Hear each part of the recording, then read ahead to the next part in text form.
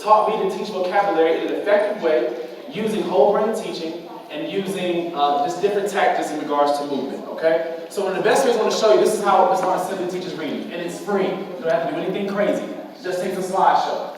Right here we have the word fabricate.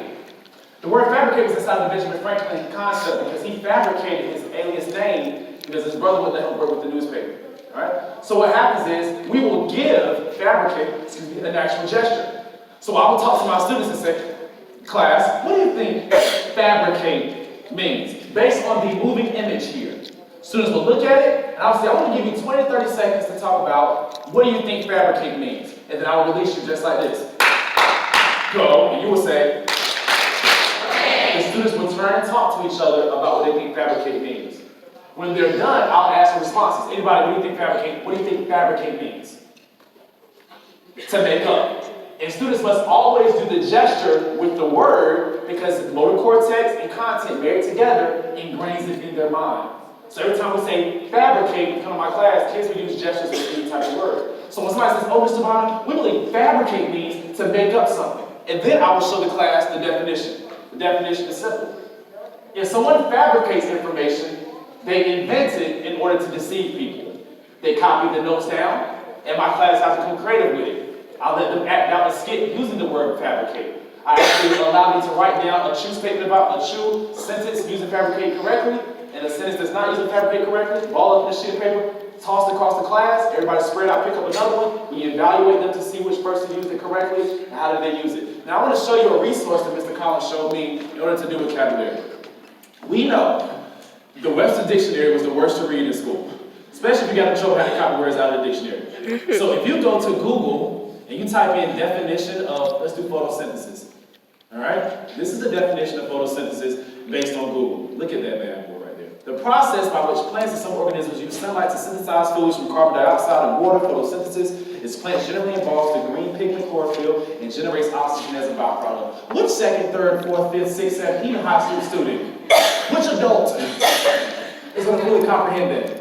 I have your remedy to that, and it is free. The actual website is called Collins Dictionary. Collins Dictionary. If you're explicitly teaching vocabulary, this is going to save your life. Free resource. What happens with the Collins Dictionary? If we go here, we're going to type in the same word, photosynthesis. All right? We'll click photosynthesis. Look at the definition on Collins Dictionary. Photosynthesis is the way that green plants make their food using sunlight.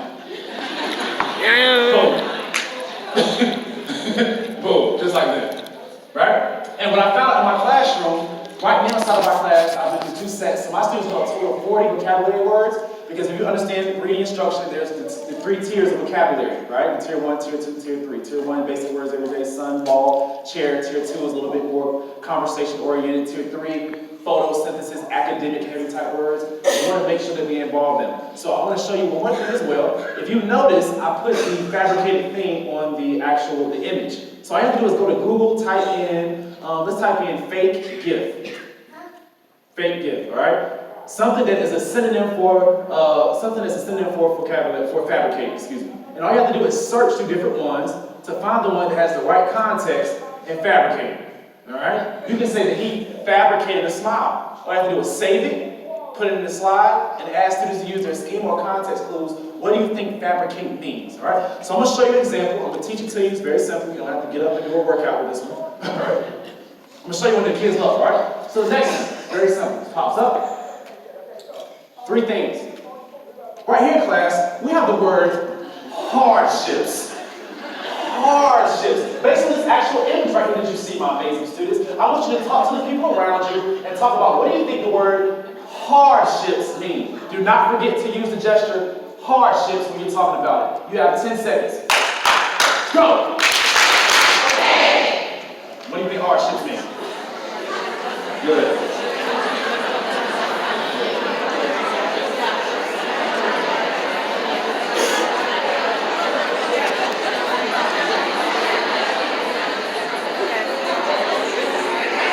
Here we go. Ooh, watch me. Watch me. Ooh, watch me. Watch me. Does anybody know I have an idea what this hardships mean based on the image?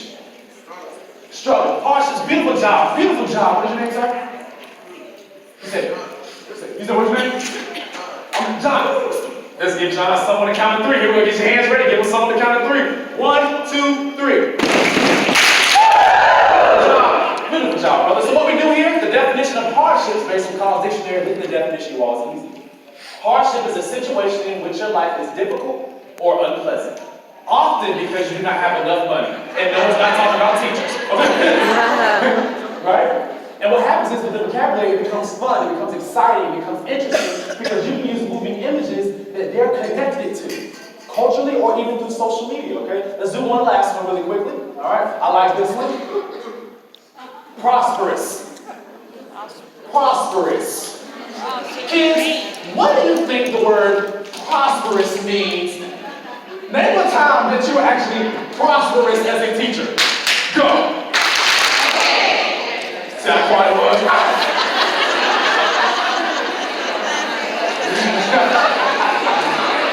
Tax return.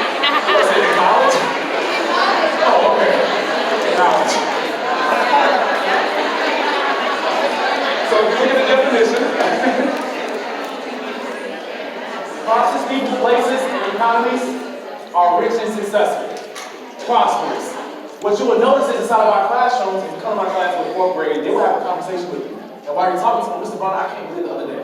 You will not believe what my best friend did. I was trying to play Fortnite with him, and he actually fabricated a character, and I thought it was him playing, but it really wasn't him playing. So I got into this tournament trying to figure out how to compete with him, because there was an actual event that you can win money from, and I knew that I would become prosperous, Mr. Brown, but I had a hardship with it because the team was just too good. That's how my kids talk to me. I will record and put it on Instagram tomorrow, just for your documentation. And what happens is vocabulary, it becomes ingrained. My 4th graders know what pundit, intellectual, they know about the quid pro quo, they know about the current impeachment inquiry, because students can do whatever we expose them to and engage their brains actively with. The days of copying the definition over 5 times in a row is over.